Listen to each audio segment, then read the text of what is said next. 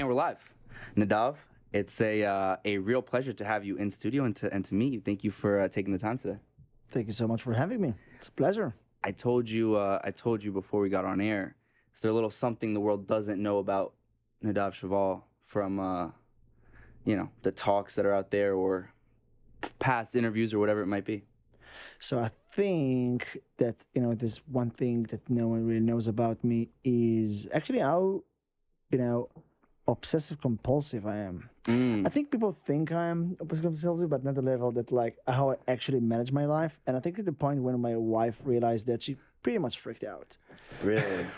Oh, so she didn't know this before you guys got married? She kind of knew, but once she realized how I organize my personal life and the fact that I literally have a CRM of my life and she's part of the CRM, she was like, "Oh my God, what's wrong with you, man?"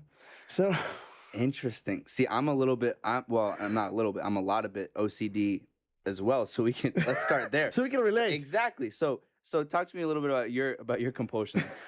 So it's actually called OCPD and not OCD, which stands for obsessive personality, which sounds way worse. Oh, maybe you have something else. It sounds way worse. Maybe you got something else, bro. So it's more about general habits. I didn't know I have it until we hired... So you were diagnosed with it. So that's the thing. So we hired an in-house therapist. Oh. Awesome thing. For the team, we thought it was a beautiful thing. Yeah. And one time she was like, "Hey, we need to speak." Should we speak? Well, what should we speak about? And she's like, "Okay, so let's play this game." She just give me all these cards, and she's like, I knew. I said, "What is it?" You have OCPD. Oh. And I say, "Is it bad?" She's like, "No, there's some awesome people who got it, but you definitely have it." So it's just about the way I organize my life. I have the same habits, so the same workouts, almost the same food. I literally I eat almost the same food for the past 3 years. Wait, what's that food? It's usually or Indian food or Mediterranean food, but usually it's the same specific dish. And if it's a workout, all my trainers hate me because I'm like, no, let's do the same thing we did in the past 200 workouts. And they're like, "This is not good for you." I'm like, wait. But that's what I like. So but when you work out, right? Do you get up at the same time every morning? Every morning. What time? So I wake up every day. It's 6 a.m. Okay. I'm this kind of a boring CEO, all the same spiel they used to meditation, mindfulness, all this shit. So do you do it because you actually like it, or you feel I love it. Okay, that's good. I actually love it. Okay, wait. So you wake up at 6 a.m. Yeah. And what's the first thing you do? Meditate. All right. With my cat. With your cat. Every day, same thing. So what's your meditation look like? So usually 15 minutes to 20 minutes, breathing exercises. Okay. I'll do it for 15, 20 minutes. And then I will do something that I love, which is writing down. So I will write what I want to achieve from my day. I'm using an app called Stoic. It's awesome. Okay. And I'm doing every day. And then I will do between 1 hour to 1 hour 15 minutes a workout. Okay. Every day. Wow. Okay. So then what, it's 6:25, 6:30 when you start your workout? Yeah, exactly. Okay. And then you just go and you always do the same workout, same everything? Yeah. So I have 2 bunch of workouts I do. One of them is just running and the other one is Muay Thai, Thai boxing. Okay. Lovely. Where do you do that? Usually Muay Thai at my place, running outside. Okay. And then so then what are the other obsessions that come in later? So that's the weird things. Everything in my life, including everything you can imagine, will be documented. So I literally have a CRM of my life which document every person I meet, and I'm not doing it in a weird way, evil way, just more to be respectful, because I want to remember everybody's birthday. I want to remember what I promised someone. So everything I do, every person I meet, I would categorize by where I met them, what did we discuss about, and it's literally everything, including my parents. It's literally everything what? Including my parents. Including your Wow. So their thing must be pretty long. It is. Wait, so where do you write it down? Notion. Oh, see, my friend was telling me about this the other day.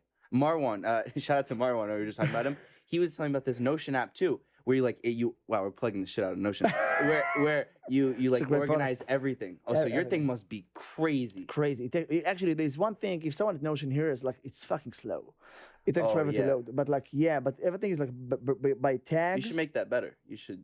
I wish if you can, but it's just it's fucking slow. But long story short, I think it's everything from the way I handle information, my life, planning is like very fanatic to details. Wait, but I'm not done yet with the people because that's just a little crazy. But it's cool. I think it's actually very interesting. So every person you meet, then you write something about them in Notion with the tag where I met them.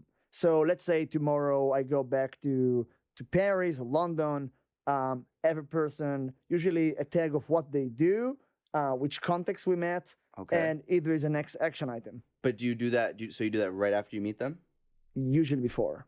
Oh, before you meet them, you set up the Notion tag. And usually my assistant will help me to set it up and everything around it. But like it's everything from my personal life to professional life, because I think it's something about the journey of entrepreneurship. It's like I generally believe it's all about relationship with others. Doesn't matter what you do. If you generally doesn't care about others, and if you're not like stay loyal to your word, it's very hard to catch up. And for me, if you don't write it down, you will forget it. That's a very good point. So what's an example, right? Like you'll meet someone. What are some of the notes you'll write down? So usually what we discuss, and did I promise something? So if you tell me, "Oh, Nadav, can you help me to do it?" And if you tell me, "Sure," I just what? Maybe the compulsive part is like if I promise you something, not because I'm like uber loyal, just coming from that. Just like if I tell you something, it will bother me so much that I will always think about it. And for me not to think about it, I write it right down. See, that's smart because Does that make sense? Well, I think it's also pretty admirable because something that frustrates me on a personal level with some people these days is just like empty promises. And I feel like doing that kind of holds you accountable. Because like for me personally, like, we're busy, whatever. So if I tell someone, I'll meet you next week, Wednesday at 7 p.m., I'm going to meet you next day, Wednesday at 7 p.m., I'm going to block it off. But some people might, forget it or they might not care enough. I feel like it's, as you said, it's a level of respect for someone. Exactly. But also, maybe it's on a selfish level. Like, I think we in these days, we handle so many things in our life, professional, personal. Right. And there's something even about a little bit like lazy about it. Because in my mind, like, if I write it down, if it's fully documented with a reminder, with an action item, I know I'm going to make it happen. It's very important for me to make sure that if I say something, I actually do that. Right. Gotcha. Okay. So then, so how many people do you think are on in your Notion app? Many, many thousands. Wow. And how often do you like go back and actually every look day? Every day. At 8:30 a.m. wait. But when you say you go back and look at it, like every morning. But like who's it's whoever you're gonna see that day that you're gonna. Usually I put myself also like stay in touch, and is it like weekly, monthly, quarterly, annually, and if there is a birthday coming, it will. Oh. Yeah, you can't miss the birthdays. Can't miss the birthdays. Oh yeah. Wait, so have you always been like this? For at least the past 6 years. So what were you like before? So before of it, I would I would use different ways to do that, not as that. And I think it's maybe over time, maybe may also OCPD become worse. Oh, do you think that work? I'm sure like your work triggered it too, no? Or not triggered. I would say that as a kid, I was definitely very obsessive to details with everything I did in my personal life. Doesn't matter what I did, including food. So always same food, same habits, same that. And once usually I want to do something, it's not even a habit. It's like it's funny because for me it's like I don't. If for instance, if I'll start a new habit, it'll be very hard for me to stop it. So if I start meditation, I'm not doing it because I'm super uber mindful. And it's just like now if I don't do it, I feel weird. Gotcha. Does that make sense? Interesting. And for you, like, do you feel, because for me personally, I feel like, and I guess I'm not, or at least no one's told me I'm OCPD. I've been told by my therapist that I'm OCD. but for me, I've never looked at it as like a fault or like a con, you know what I mean? Because at the same time, I'm happy with where I'm at in life right now. So, and I feel like if I wasn't like that, if I wasn't OCD or doing the things, then I wouldn't be where I am. Absolutely. Do you feel that same way? Yeah. But there's also times you have to feel like it's a hindrance or like a. It's like very time consuming and like. No, I'll be honest. Like, yeah, It's time consuming, exactly. It's definitely time consuming. It's that's tiring. one, and it's like like sometimes like when you think about so many things at once, just like it's tough, right? Yeah. Like, but for the other hand, yeah, I'm very grateful for all these things. Like, as and this is something actually I did spoke about. Like, as a kid, I was always diagnosed with all these letters like ADHD, dyslexia, Oh, wow. like all these things, and like, I think it's like all humans got like issues and challenges, but this is just like what makes us unique. Right. This is not a bad thing. Right. Wait, so when you were younger, you were diagnosed with all those things? Well, I don't know if we have enough time, man. Wait. So actually, what did they? So and you grew up in Israel. Yeah, I grew up in like Until how old? 24, Oh wow. And now you're how old? 30. Okay. Oh, so you've been here for 6 years. Yeah. Like literally for 6 years. Yeah. So, but But I'm growing up, still stuck with the accent. yeah. What? You speak good English. It's getting better. Speak great English. Yo, I try. I know. Well, yeah, I mean, But my honestly, wife like, is laughing about it, and she's also she Israeli? Israeli American, Okay. but You she guys got met just here or like there? she just speaks so nicely, I was jealous of her. And it was But like, how she do you speak did- so nicely? We grew up in Tel Aviv, both of us. How Oh. come you're acting so beautiful? But you both met there, Yeah, and then you moved here. yeah. Interesting. Okay, wait. I'm still curious though. so you're a young kid, and they tell you have ADD, ADHD. So ADHD Okay. is the first one, but this was kind of obvious. Oh, right. And it was like, okay, tell me something new. And then How was like, it obvious? Like you were just. because I was like, my mother always told me that I was like the the energizer kid. I was like always Yeah. like moving and like jumping and breaking things and like getting injured. So it was kind of clear that maybe I have like some level of ADHD. Okay. But then I also realized that I'm having like dyslexia Okay. because I really couldn't read. Wow. And I would use like different colors and things to be able to read. Yeah, and there was another thing on top of it that is a kid that was diagnosed with a disease called Kawasaki, I heard. Well, I Right. heard you talk about that. and which so when you really think that's about like serious. this is serious. This is much more serious. But what came out of that is that until today, it's still pretty hard to write for me to write down with a pencil, because my fine motor skills is slightly still damaged. Not as it was. I did a lot of like physiotherapy as a kid, but like, so when you really think about it, when I first started school, I couldn't write, I couldn't read, and I couldn't stay focused for more than 2 minutes. So Hey, like, you're a menace. so like, if you're a teacher, you're like, oh my fucking god. Well, I wrote, in one of your talks that I listened to, I think you said something about how you were like the only kid on the computer. Right. Who had computers in the 90s Yeah. was so fucking expensive, Wow. right? Wow. So, but did you feel like you were an outcast because of those things? Well, yes and no. Like, yes, but it was also funny because teachers didn't know what I was doing, because it was like, okay, it's like weird kid back then with the computer, like plugged to electricity, like leaving Yeah. me alone. So I would just like, play Mario, do like weird shit. Yeah. Wow. Okay. Interesting. And then, wait, so how'd your wife only figure out who you actually are recently? So she one time she came to the room and she saw my CRM, and she saw some names of like mutual friends of us, and she's like, "Why are you there? Are you planning a party or what are you doing?" I was like, "Oh no, just my CRM." She was like, "What do you mean? But we're meeting them tomorrow. Tomorrow is Friday. What are you putting there? Because we're meeting them tomorrow, so I need to update that." And she's like, "Why do you update that? What do you have there?" And I'm like, "Everything. Like, your parents are there." I was like, "You're there." And she looked at me in a moment like, "Oh, Nadav." And this was how long ago? Like 3 years ago. Wow. And so so is her Notion section pretty long? I try not to update it since she's found it out, Oh. because I don't want her to. Do you freak keep a out. lock on your Notion? You have to, no? I could put a computer. Yeah, I do. Because that gets dangerous. I put That's it a on my lot of computer, not information. on my Notion. But I don't try like to write like, it's more like, I don't mind actually to show to you, because it's more about like, so let's say, tomorrow I meet this like, great person, and we discuss about, doing something together, whatever. And then we'll discuss, okay, so let's touch base in a month and talk about this and this thing. So like, then, okay, talk with this guy about this and these things. It's like, yeah. Wow. Interesting. Because I don't think it's a bad thing. I think it's like Yes. it's coming from a really good But I place. do think I think some people might be like, "What the fuck?" Like, Yeah, it's a bit freaky. not. I mean, you're definitely the first person that told me that. But at the same time, I do think it's a smart concept, and I do think that there's a lot of benefits to it. Right. 100%. Again, I also think there is something about. I always say like the opposite of forgetting is writing, and when you write something down, Right.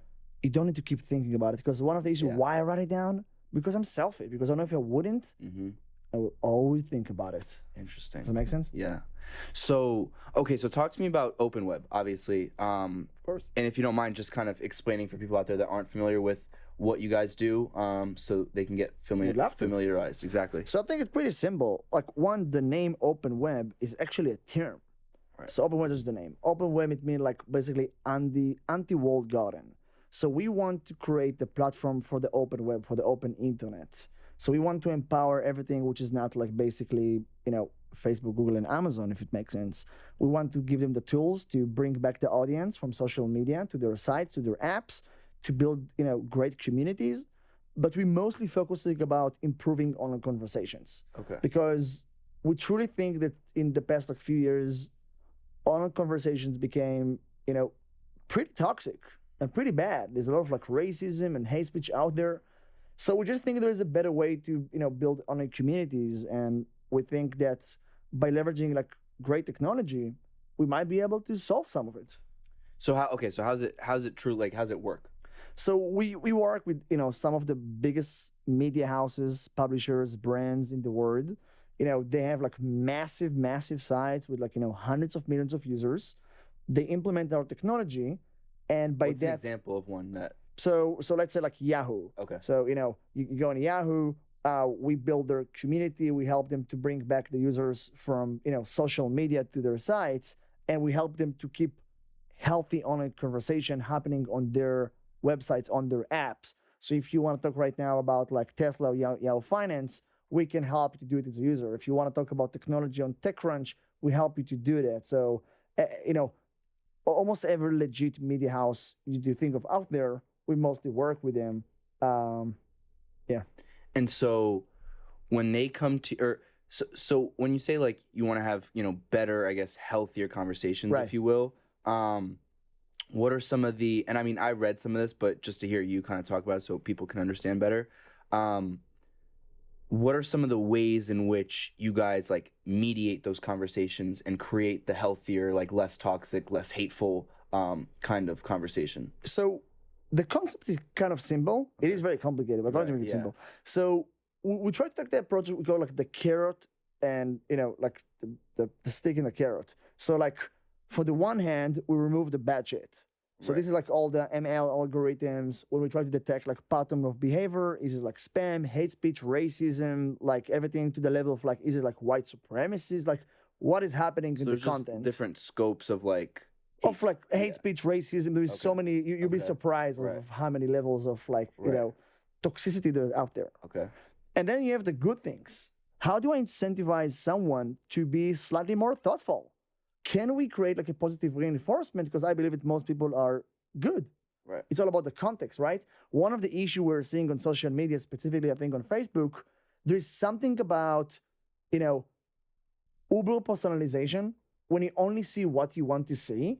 If you really think about any challenge from politics, climate change, when you only see what you love to see, you are kind of creating a small, sorry for the language, echo chamber.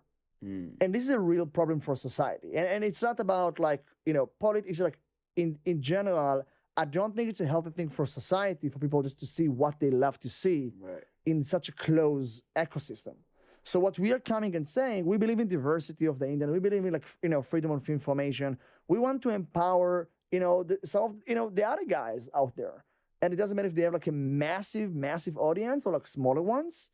We would love to help them to have their own communities and be able to create meaningful interactions between users without getting people to feel that they need to sacrifice their own beliefs because they're free to speak up. So, but OpenWeb in itself is more of a, how would you describe it? More of a service or more of, because it's a platform? I mean, how do you? Yeah, so OpenWeb is a community platform. Okay. Eventually. Like we're literally allowing to create community on every content idea you can imagine. So like we have communities about like sport, music, technology, finance, like everything you can really imagine, which is like legit content. We're gonna create community around it. Okay, and so how is that different from like a Reddit, for example? So that's the thing. Like Reddit is their own like small community of actual Reddit. We go to the rest of the internet, which is not social media, and we help them to build community on their assets. Gotcha. Right? So Reddit is a social network, which from my point of view, by the way, it's much more diverse than some of the other ones. So I actually like Reddit a lot, and I think they do a lot of great things, and they really try to make better and more meaningful interaction between users. Now we say the rest of the open web is massive. Right. According to ComScore, like the size, the scale of the open internet is humongous. It's massive. It's much bigger than social media altogether. Right. So what about, you know, the Wall Street Journal, the New York Times of the world? What about like ESPN and Yahoo and TechCrunch and Refinery 29 and Vice? And like, what about all these like great content creators? Right. Can we really connect the, you know, some of the brands, some of the, you know, the journalists as well with the audience and let them have like much more meaningful and thoughtful conversations? So what is your, like, what is you guys is, I guess, or metric of like measuring if a conversation is healthy, if you guys are doing your job in, it's a great question. in creating that healthy conversation? Thank you. So, actually, if you look at our, like the way we kind of, you know, analyze the conversations, we look at more than 20 different KPIs. So it looked like what's a KPI? Like a metric. Okay. So like, oh, it's a literal metric. Yeah. So like we measure so many different metrics to measure like the what we call civility score or stuff like or safety score. So one of the things that we measure is a safety score, and a safety score is basically we measure the algorithm that we produce, like the quality. So let's say that our algorithm approved 1,000 messages. Okay. Okay. We will compare how many of them afterwards will be reported by users as toxic. So we measure the automation in compared to user-generated reporting, like crowdsource almost. Okay. It's just like one idea, for example. So we really hold ourselves accountable. We're very like, you know, transparent about it. You can see it on our website. If you go to like openweb.com, we have a lot of like research and a lot of case study around it, because we actually want to be very open about it. Like, it's very hard to improve online conversations. Right. It's a huge topic. Right. And I think that all of us in the past like 2 years, especially in the past like 1 year, we saw it online. Like the internet became like super toxic. So in order to try to make people to be more respectful to each other and more civil, there is so much we should do. And algorithms are not perfect. You know, we are not perfect. We have a lot to improve upon. We have a lot to do. But to be honest, given our scale, today we have more than 100 million users a month. Wow. I think. So when you say 100 million users a month, what is that? And that's through all our partners. Okay. So if you aggregate it together, all our partners in the US. And how many partners do you know off the top of your head, or are you allowed to So we say? have more than 1,000 top tier partners. Wow. Okay. Vast majority of them are in the US. And to be honest, I'm very proud of what the team did in the past 12 months. Like, we've never been so busy, because especially during the pandemic, people, stayed home and they want to engage with others. And when I look at like Twitter and Facebook and everything was so like overwhelming, it was just like, it's so like people are just bam, bam, bam. So the team was trying to build new type of algorithms to detect negative discussions. And, they did so many beautiful things. And I'm just like, for me, it's exciting. It's a big mission. It's not easy, but it's definitely fulfilling. So, okay, so I'll play devil's advocate for a second. Let's go. Don't you think that obviously there's a difference between like hate speech and negative conversation, right? Like, if something is blatantly racist, it should not be there. If someone like calls someone out on the internet, like, like as it happens with celebrities, they might call another celebrity out, whatever it is. That could be under like the negative category, or it could bring out a negative something. I hear you. Not necessarily. So like, I'm not saying that opinion, like, I think all opinions almost met. Like, we want people to speak out loud, but we don't. It just doesn't have to be toxic toward others. Right. Okay. Like, your opinion is more than welcome, but me or other users doesn't have to feel bad because like you don't have to attack us. Okay. So like don't attack a minority, don't attack a group. Like, don't be racist. Don't like it doesn't have to be personal. You know what I mean? Like Yes. we don't have to agree. And actually I think that debates are critical for online conversation for society at all. So like we actually very much encourage, these type of conversations online, but we just want to make sure it's not becoming bad. Now, how do you guys? So that's where like the kind of that measurement or that metric comes in of Exactly. like, okay, so then how do you still though? I love the questions, by the way. Thank you. How do you still though find that fine line of censorship, right? Especially in this country like that. I mean, especially over the last God knows however many years, censorship is like a legitimate issue, and I think that there's a lot of people that get very dissuaded from using a platform if they know that you're going to be censored. 100%. How do you guys work on that problem? This is a great one. It's all about context. Okay. We are not taking any side. Who are we to make a decide? We don't. Right. So it's all about the context. There are a few things that you and I might say here, but necessarily we'll say them in the office, or we might not say them in a bar, or the opposite. So we try to be very cautious of the context of these conversations. We do not want to limit on a discourse. The opposite. We want to encourage people to speak more because we think it's a great thing to share ideas and to be open about debates. This is a beautiful thing for society as a whole. But we just want to make sure that people are not attacking each other while doing it. So we try to understand what is the context of the conversation. There are things that you might say on a sports side, necessarily, if it's a kid's website, for instance. So it's more about the context and the environment, right? And another thing, we work with the content creators. So we also try to work with them to understand, the context of the environment, and they help us to define kind of the policy and, how we should handle things. And so when did you start OpenWeb? I started OpenWeb in 2012. Wow. But you were working on other things as well, right? Over time?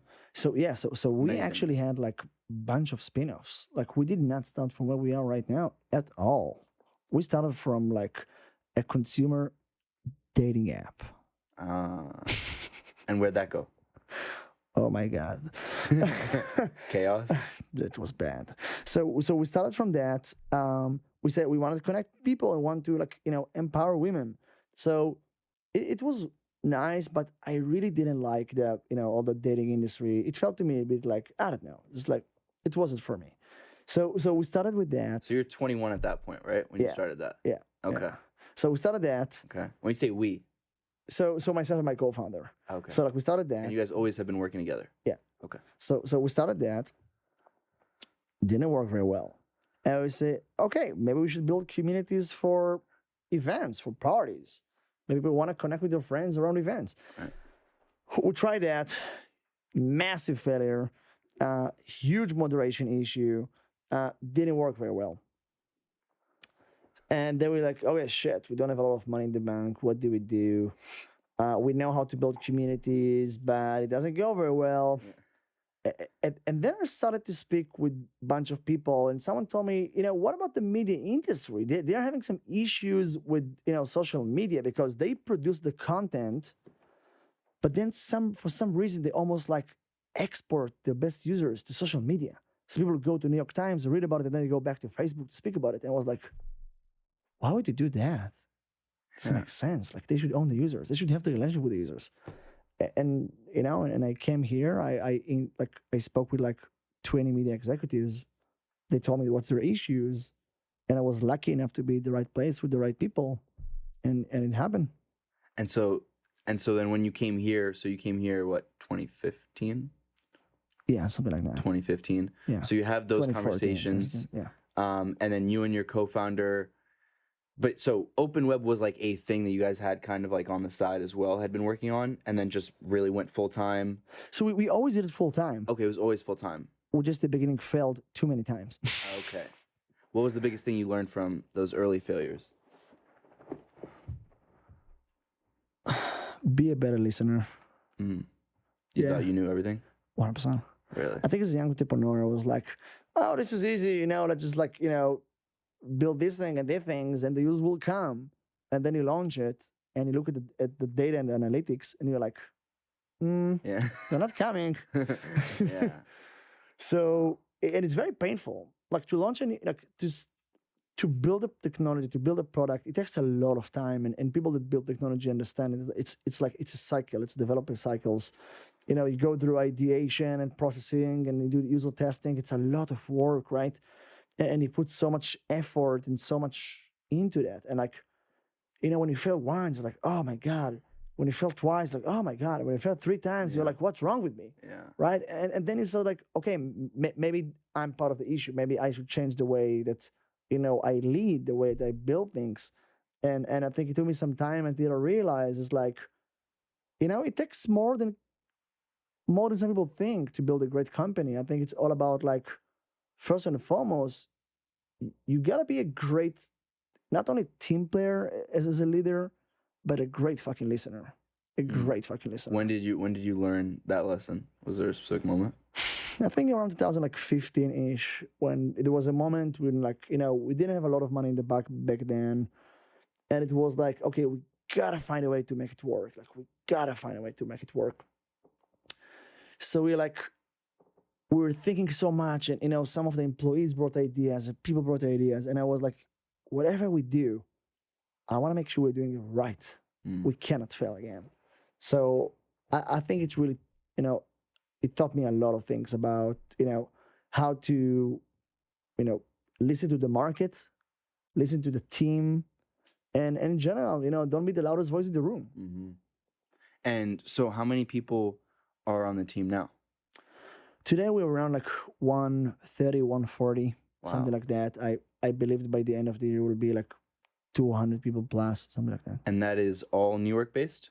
So it's between our Tel Aviv office and the New York office.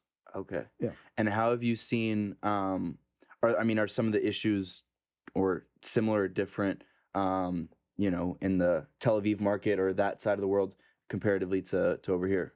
Is it similar? Is it vastly different? It's, in some things, it's the same. In some different ways, it's very different. So by design, our Tel Aviv office is mostly focused on the engineering side, on the product side, and the data side. And here in New York is the more marketing, business development, account management, and some of the operation. But I think it's in the end of the day, different small challenges between different cultures, but in the end of the day, I think that if you have a good mission and you hire great people, all the rest will follow. And I think in the end, we have different issues, and we've been through so many different cultural tensions between the countries. And 2020 was such a complicated year everywhere, right? We've all been stuck home all over the world. But it was beautiful to see how both teams were supporting each other and helping, even though sometimes they didn't know how to. Did you feel like, because I could also imagine though that, obviously 2020 was terrible for everyone, but in a lot of ways though, for something like what you're in, it's probably a very interesting time because user engagement online was at an all-time high. Say the least. Yeah. Did that change things for you, or did that help? So I think on a commercial side, it definitely accelerated the company, no doubts about it. We grew a lot. I think it's, by the way, we did a massive rebranding few weeks before basically the pandemic. So it was all so crazy, to change the name of the company, to change everything about how you do things. I think it put everything in perspective. But secondly, it just helped all of us to really understand improving online conversations. It's something that we all want to wake up in the morning and to do more than anything else. And I'm not saying we obviously care about, the commercial, metrics and the revenue, all these things, but we're not a non-profit. We're not trying to say we are, but I truly believe that what we do is important.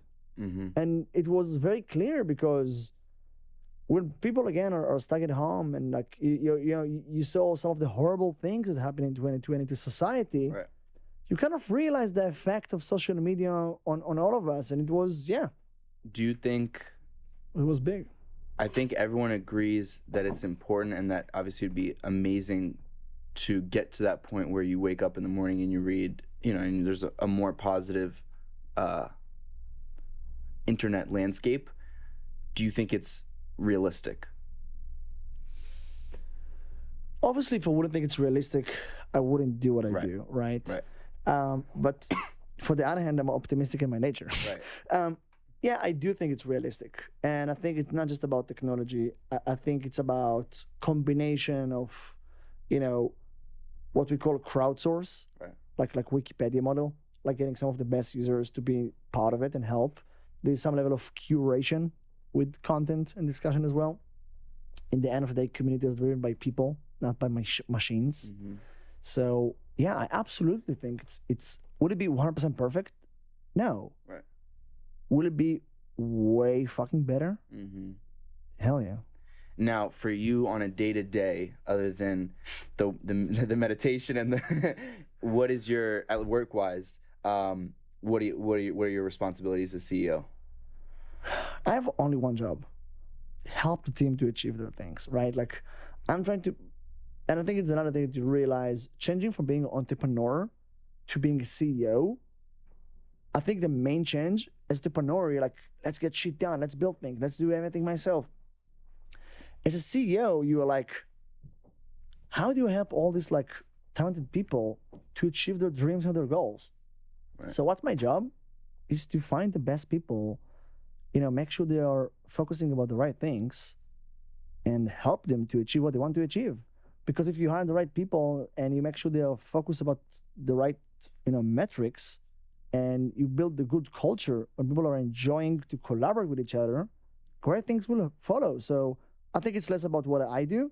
It's more about making sure that I'm helping them to achieve what they need to achieve. What's like a common thing that some of your team will go to on a daily basis? They'll say, hey, Nadav, I need this, or what's that conversation look like mostly? So it depends. It will be a lot, I assume, about strategy. Like these days, we're thinking a lot about, there's so many opportunities for us. Like, how do you stay focused? What do you don't do, right? For me, it's like very easy to try to build like a million different like products and features, and to start like acquiring companies and do there's so many great opportunities out there. So it's like about what are the priorities? So I think for the team usually will go back to me and say, what is the most important things and what are the things which we should say no to? And I think like this is one of the most important jobs of a CEO. Say no to things. Mm-hmm. It's very hard. Mm-hmm. It's very easy to do a lot of things and be mediocre at them. Yeah. It's very hard to do less things and be the best. Now, for like the raising money side and all that, is that something you particularly enjoy, or no? Actually, I do. Really? I think that I've heard some CEOs are on like both ends where like I don't really like it a the lot pitch because thing, but I actually like it a lot because I think that it teaches you so much about what you do and it makes you so much more professional. The outcome is obvious because you have more capital to hire more people and build better products and yada yada yada. But for me, what's exciting about it, it's like almost like going and getting some of the best feedback by professional people, most of them, to tell you how they evaluate what you do as a business. And if they are professional enough, and in case they don't invest, they'll tell you how you can do better. And it's free. And you end up with obviously, more capital, which can help you to accelerate the company. So I think again, it depends. Not all investors are perfect, but some of them are super smart people, and I learned so much from them. So like, yeah, I do like to raise money, but it's not about just the raising money. It's about being savvy and learning about how the outside world is seeing your business and understanding from that how should it, and what could you improve in your company. What is the best piece of advice you'd have for like a young entrepreneur who's in that raising money stage, that something that you learned over time that takes experience to know? The obvious one, but the most important one is persistent, to be really honest. Like, There's a fine line, I imagine. I would just say raising money, especially in an early stage, it's not an easy thing. Right. Like getting someone to believe in what you do and as your idea and go like, as for capital, it's a big thing. So I think for me, first and foremost, a lot of persistence. When I started the company, no one wanted to invest. Everybody said like, who the heck is this crazy kid? And like, go to school, come back, we'll talk. Yeah. Persistence is by far the most important thing. But the second one is, be loyal to what you want to do. Don't let investors to shape your strategy. Like, Right. be open for feedback, but be very loyal to what you want to do. Because some of the best ideas, some of the best things, if you look at some of the greatest company in the world, so many investors told them no, but they stay loyal to what they want to do and they achieved it. So be open for feedback, but stay very loyal to who you are and what you want to do. Do you ever feel stress from those investors? Lately, less so. But yeah, in the early days, 100%. Do you feel like the bigger you get, the less? I think the bigger you get, it's just a different game. So I think once you achieve scale, it's a different level of stress. It's just about being more professional, like to make the company more professional and prepare the company to the next phases. But I think it's also more fun because it's a new type of a challenge. So I think at every stage, it's a different challenge. And each challenge is, some of them are shittier, some of them are more fun. What's your favorite kind of challenge? Scale. Currently. I think scale is beautiful because there's so many ways to achieve scale. And when I say scale, is basically, impact, is users, is like partners, is like revenue, like, I think it's just, intellectually a very interesting game. It's like playing checkmate. Yeah. what would be the, like, if I told you, do you feel like it's successful right now? Yeah. But like, knowing you sitting down with you for 40 minutes, that sounds like it's not it's still not enough for you. So what would be enough in your mind? I don't play to achieve. I'm not putting myself in a place of like, okay, if I only achieve that, that's enough. It's not the game. It's like, I want to build things which make good impact on people around me and society in general. I know it sounds like fluffy, but I'm honest. Like, I want to have fun. I want to do big things, and I want to make good impact on society. So like, where do I stop? I don't. Right. Is there Nothing will be enough. is your ultimate goal to sell the company? No. Really? No, we That's already got like, in different stages, different inbounds, but like I enjoy what I do and I work with some of the most amazing people I ever worked in my life. Right. It's how hard it is to find so many great people to work with you on big challenges, on such an, important mission. Why would I sell? So you're 30 now though. Yeah. If I told you at like 45, like where you want to be? I want to make a great impact with great people. And I assume. But I mean, like, give me like, does that mean you guys are at 140 people working for the company now? Does that mean 1,000 people are working for the company? No, I assume we're going to be like, 20,000 people all over the world. And it's going to be, a different way how to build a great technology company, which is very transparent to everyone about the numbers, about the agenda, which is fair with the way they share the revenues and, the overall economy. And hopefully the ones that actually does good to the internet.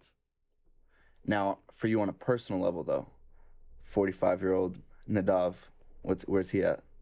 I hope by then I will have a lot of kids. How many you want? 5. 5? It's a lot. That's a lot of fucking kids. A lot of kids. Shit. I mean, Israeli families are usually pretty big though. How many siblings do you have? I have one sister, but I have like more than like 40 cousins. So yeah, I do want to have a lot of kids. Does your wife feel the same way? She's more like, let's start and then let's talk. Yeah. And I'm like, I want to have 5, but I always wanted to have 5. I don't know why. Why 5? I don't know. You don't know? I just like, I feel like. That's a lot of kids. That guy over there's got a lot of kids. Really? Yeah. I think it's awesome. How many kids do you have? Oh, wow. It's impressive. He has a 5th on the way. Yeah, it's very expensive. Yeah, he's a menace in another way. It's just like, long story short, from my point of view, is like, life is short. I've been through a lot. I'm young, but I've been through a lot. Yeah. And like, I'm really into like think in the Judaism it's called like Kabbalah, and I love the Buddhism, and I love the Hindu. I'm not an expert, but I do try to consume a lot, and like I do think a big part of fulfillment is like having a family, and a big part of it is like what you do to others. I think that doing good to others is the most selfish thing a human can do. There's no better sense of fulfillment than doing good to others. So if I can build a great company which is a for-profit and do good, well, raising a family and hopefully do good to my kids, I think like eventually this is life, right? Do you feel like you're ready to balance the two? Actually, I'm very afraid of it because Really? I'm like very, as I mentioned before, obsessive about things. So like, are you gonna have a notion for them? I hope not. Yeah. Maybe. Yeah. That'd be a little psychopathic. I'm not gonna lie. That'd be a little strange. But hey, who knows? Who knows? Yeah, we'll see. Wow. Well, an absolute pleasure to have you on my show and to get to know you. And Thanks so much. It I'm was so really fun. excited to to follow and to see where everything goes with OpenWeb, with you. Hopefully your 5 kids, if your wife agrees. But no, thank you so much again for taking the time, and I appreciate it. Thanks so much for having me. Appreciate it. Thank you so much for watching this video. If you haven't done so already, please make sure you like the video, subscribe to the channel, follow me on Instagram at felix.levine, and if you have something to say, please leave a comment.